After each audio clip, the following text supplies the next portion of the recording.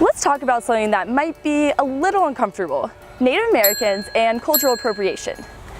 Appropriation, as defined by Merriam-Webster, is the act of taking or making use of without authority or right.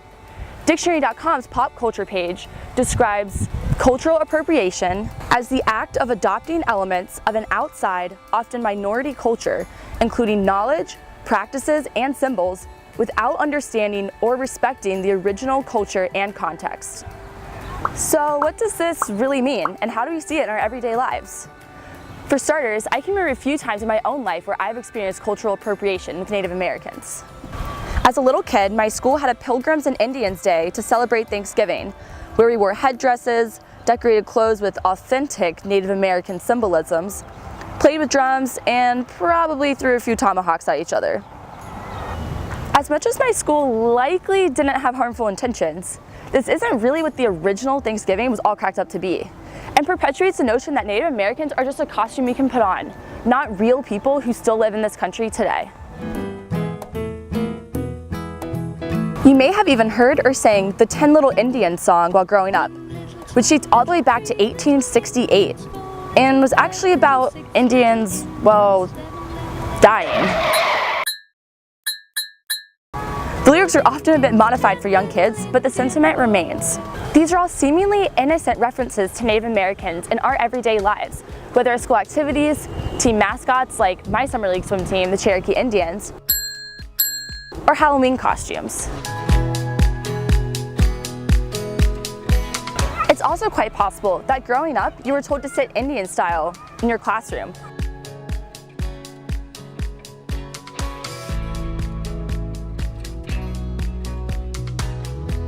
Or maybe you gave a friend an Indian sunburn on the playground. And if you've ever gotten one of those, I'm sorry, because I know from experience that they hurt.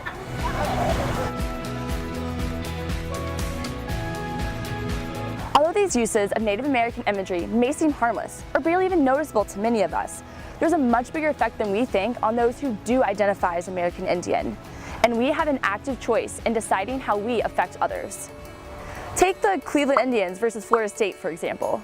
The Cleveland Indians logo and name have been part of the team since 1915, and legend has it that the name and logo could be connected to a Native American baseball player from the late 1800s and early 1900s, although this has never been confirmed. For the past 27 years, there have been protests on opening day against the use of the team's name and logo, Chief Wahoo. We're living people. We're telling you it's offensive. Telling you how it affects our families, our people. Although the team announced that its uniforms would not include the logo starting this year, the Cleveland Indians will still sell and profit off merchandise featuring the Chief Wahoo logo.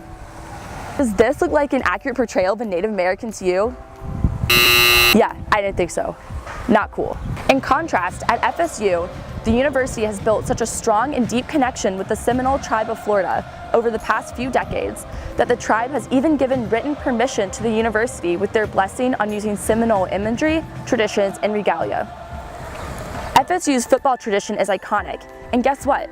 The clothing each Seminole warrior wears is handmade and gifted to the student by women of the Seminole tribe. At homecoming, tribal members also honor the students voted as homecoming chief and princess with traditional Seminole wear. FSU also created a scholarship fund specifically for Native American students. These are just a few incredible ways FSU is actively choosing to honor the Seminole tribe and lift up its cultures and people, rather than perpetuating demeaning imagery of Native Americans. I'm not saying that FSU, or anywhere for that matter, is perfect, but we do have an active choice to lift people up and honor the amazing cultures, history, and strength in those around us. The Cleveland Indians have the choice to step up and find the right way to incorporate American Indians with their team and honor them, especially that one player if the legend is actually true, instead of continuing to take advantage of them. It's not 1914 anymore, it's 2019, and we have to be aware of what's going on around us and how cultural appropriation is ingrained in our society. We've seen some shifts in the sporting world, but not enough yet. We have to keep pushing for progress with letters, protests, and raising awareness, like right now. The conversation's been started, but we have to keep talking. Even these seemingly little things like Indian style or Indian sunburn are passed down from us to the little ones. These are things we can change for the next generation. And I can tell you one thing for sure, my future kids won't be singing about 10 little Indians. For Annenberg Media, I'm Katie Christie.